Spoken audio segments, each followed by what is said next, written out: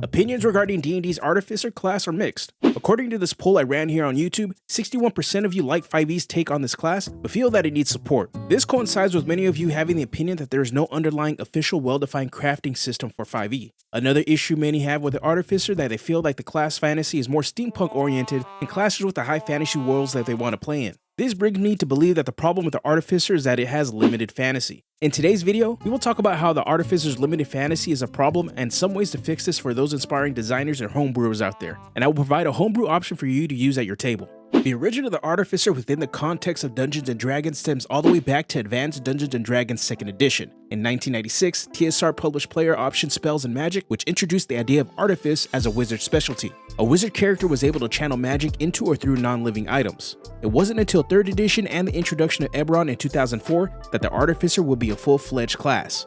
Eberron's influence on the idea of artifice stems from the setting having magic at the root of industry and commerce.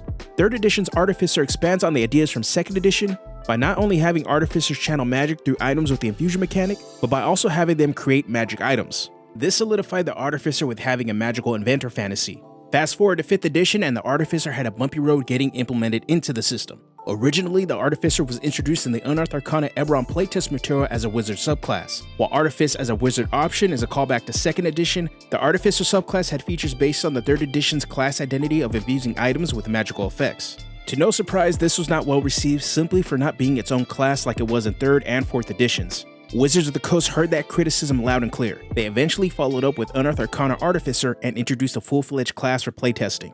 In this version, we begin to see many ideas that would find their way into the official version, but for the most part, it wasn't well received. Many of the features were trying to implement various aspects of the magical inventor fantasy that weren't necessary to the core class fantasy, or were not developed enough to provide a similar gameplay feel found in earlier editions of the game. Ultimately, this version of the Artificer began to show the cracks in the class's fantasy in the form of their subclasses.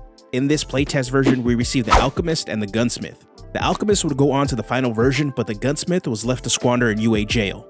While gun-wielding player fantasy options aren't everyone's cup of tea, this is a fantasy some people want to play in their games, but it wasn't an ideal fit for the Artificer. The Gunsmith subclass pushed the class towards a steampunk or modern fantasy that made it feel more like a non-magical tinkerer instead of a magical inventor.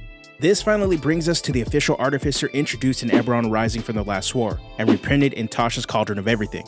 The class attempts to allow players to play a magical inventor, and for the most part, it does a decent job at this with the infusion system, but it still falls short due to 5e's highly underdeveloped crafting system. Many folks want to be able to craft items along with their infusions, but the general consensus is that the Artificer and the 5th edition system need to better support this. This feeling of lack of support extends to its subclasses. The Artificer originally debuted with 3 subclasses: the Alchemist, the Artillerist, and the Battlesmith. In Tasha's Cauldron of Everything, they introduced the Armorer. That was the last time the Artificer received any official support. Despite the official subclasses hitting the intended magical inventor fantasy, they also reveal a problem with the entire class fantasy. I have no insider information about why we only have 4 Artificer subclasses, but I have some ideas as to why this is the case.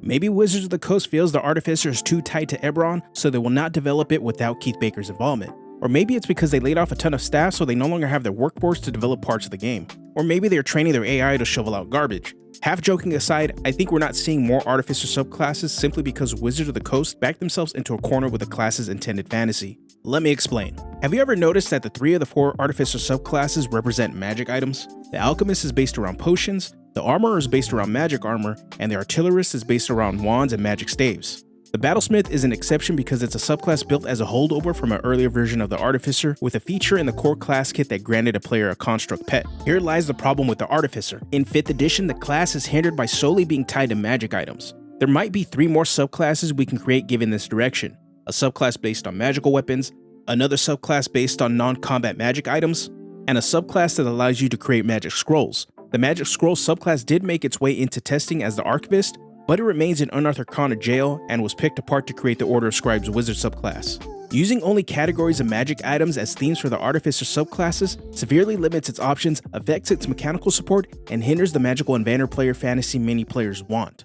To be honest, there isn't an official fix for this Artificer issue. That entirely lies in the hands of Wizards of the Coast. The best avenue to get WotC to do something is to hop on social media and respectfully ask them for more Artificer support. Official support isn't the only way you can fix this issue at your table though. The Artificer class fantasy still has people apprehensive about allowing the class in their worlds. We can overcome this by changing our perspective and simplifying its fantasy. While the intended fantasy of the Artificer is to be a magical engineer, it doesn't have a strong crafting system to convey this. On mechanics alone, the Artificer conveys their ability through their infusion system, spellcasting, and tools. Each feature conveys a simple idea that is the backbone of the class fantasy. You channel magic through items. This idea strips away the inventor fantasy and makes the class apply to settings that normally would stick out like a sore thumb. You're probably thinking right now, but how does this solve the lack of subclass problem? This leads us to the world of third-party content. Third-party content has toyed with the Artificer class fantasy, either stripping it down to a spellcaster that channels magic through items, or expanding on that inventor fantasy. If you want something familiar, look no further than Ebron's daddy himself, Keith Baker. He's developed a couple of Artificer subclasses that help expand on the magic inventor niche.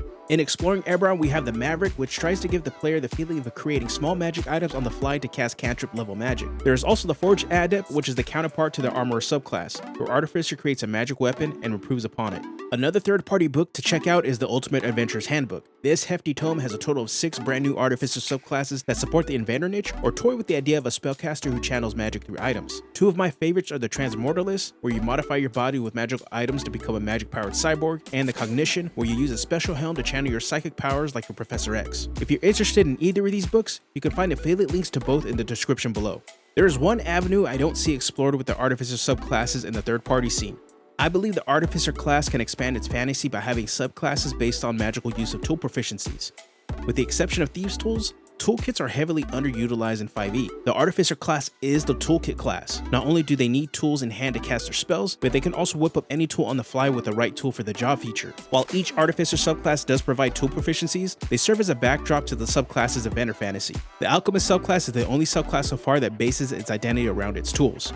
What about a subclass that utilizes Potter's tools that turns every bowl you create into an alchemy jug so you can figure out how to defeat a dragon using mayonnaise? There are a total of 17 Artisan's tools that can be used to inspire subclasses. This has led me to create an Artificer subclass using painter supplies. For this painter Artificer, I want to leave the fantasy open-ended enough for you to flavor your painter however you please. From a world-renowned muralist to a struggling tortured soul artist, the characters left up to you. Starting with the features, at 3rd level you get proficiency with painter supplies, an expanded spell list, and the color palette feature. With painter spells, you will have access to Chromatic Orb, Color Spray, Mirror Image, Phantasmal Force, Hypnotic Pattern, Major Image, Hallucinatory Terrain, Phantasmal Killer, Arcane Hand, and Seeming. All of the spells play into the idea of weaponizing color, or flavoring illusions as you painting your imagination into existence. Color Palette is a feature that will let you get your Splatoon on.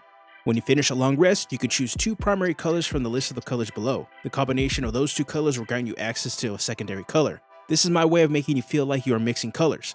After choosing your colors, you can splash them around on your enemies. As an action, you choose one of your colors and spend a spell slot to splash an enemy in a 5-foot radius. You can expend higher spell slots to increase the damage and the radius of your color splash. Each color has a different damage type and causes different status conditions. At 5th level, you get the Mixed Media feature, which will allow you to use a bonus action to cast a cantrip when you use your color splash as an action. This is a power boost to put it on par with extra attack or similar features in other Artificer subclasses. You will get your damage in while still being flexible if you have a cantrip that provides some utility. For 9th level, you will get the favorite color feature, which will have you choose one color from the magic paint list to have as your on-hand color that you can use for a free number of times equal to your proficiency bonus. This grants you access to a 3rd color not on your color palette if you choose so. This is meant to give you a flexible option to ease up on the spell slot uses for your color splash ability.